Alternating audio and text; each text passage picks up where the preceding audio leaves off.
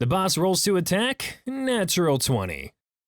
Welcome to the Twisted Pint Tavern. Today we're visiting r/D&D to check out the answers to DMs of Reddit, what phrase strikes fear into your players' hearts? So you do touch that object, right? And then here's a story from Yakimus about how everything could go wrong by touching that object. Had this interaction when a player met an orb of annihilation, reached their arm through, and it ceased to exist. Had him roll to see if something was missing and rolled too low to think he might have had two arms before. Proceeded to stick his head in. Yeah, that's logical. Good times. And this reply, I've witnessed somebody probe a priceless ancestral hammer into one of those. Not just a very rare magic item, but of great historical and cultural importance. It was a huge privilege for him to wield it as an adopted member of the family. I think he'd rather have stuck his head in. Look, do yourselves a favor. If you find any sort of weird orb or wall or anything like that and you want to test it by poking something in, just use a stick.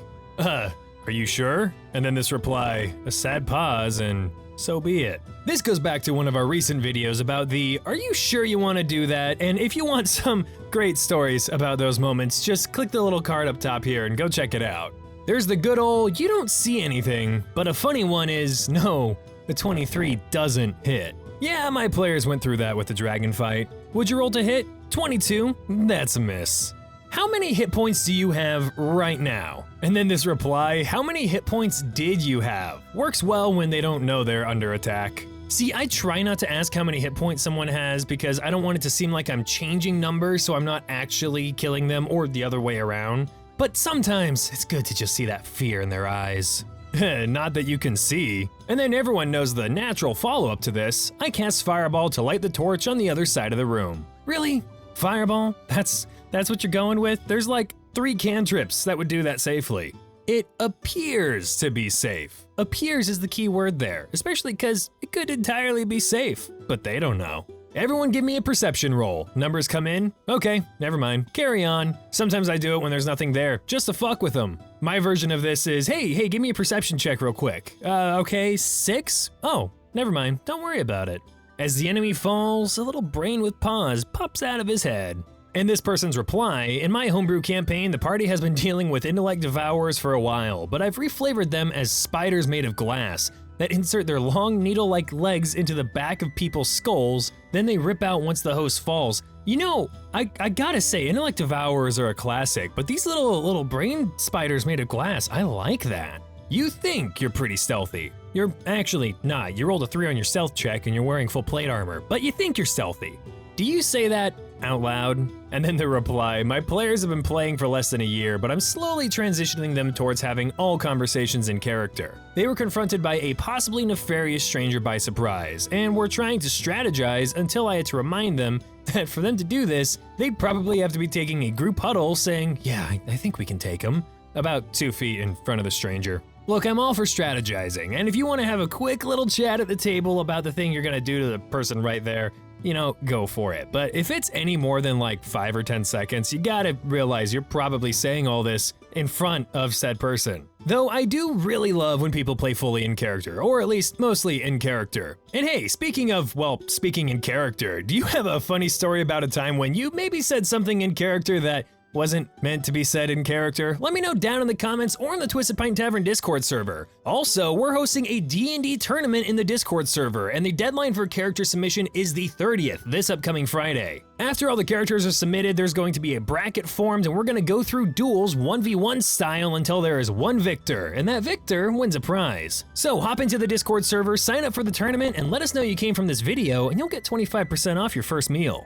Number 1, just the casual lead-in, as you insert stupid thing they just did here. And number 2, roll a random d20, make a face or raise an eyebrow, and say nothing. There's this reply, yeah, I was going to say, so as you, whatever they just said they were doing, or its cousin, so what actually happens is, technically the story I'm about to share isn't D&D, it's from a board game that my family plays called Hero Quest that's kind of D&D-like. But my dad who's running it has this tendency to every single time that we're like, all right, I'm gonna march down this hallway and you move your mini down the hallway, he'll be, you stop right here, and now what happens is, and it always gets you, it's always like, oh God, what now?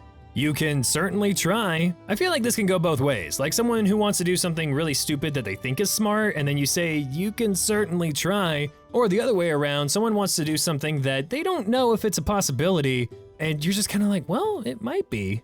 You can try. Our current DM has a way of saying, okay, that means you're really doing that, huh? Sort of like an okay. I feel like every DM has their patented version of okay that just means, hey man, you done fucked up.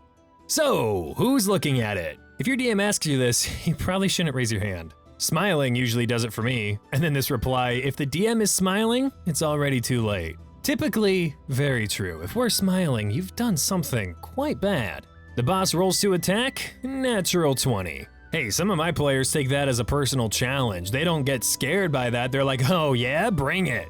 Anything by Edith Piaf, I'm probably horribly mispronouncing that, will probably now strike fear in my players' hearts. And for context, I did this in a one-shot and would never have done this in an actual campaign, and I checked in on my players afterwards to make sure they were okay. Backstory to this is it's a space one-shot I was running in 5e to playtest some mechanics and introduce a facet of the in-game universe. I had my players performing a mission for the Imperial Naval Intelligence Agency, the INIA. The mission was to rescue a senator from a group of kidnappers disguised as his guard detail. But in reality, they were just guards, and at the last minute, the orders changed from a rescue to an assassination. They returned to the INIA Corvette, a little dazed, and a crew member informed them that they were to shuck their gear and shower before debriefing. It was during that shower I revealed that the doors were welded shut and that chlorine gas was filling the room. I feel like I've heard about this in history at one point, my guy. I've got a couple simple ones that I'm honestly kind of surprised weren't in here.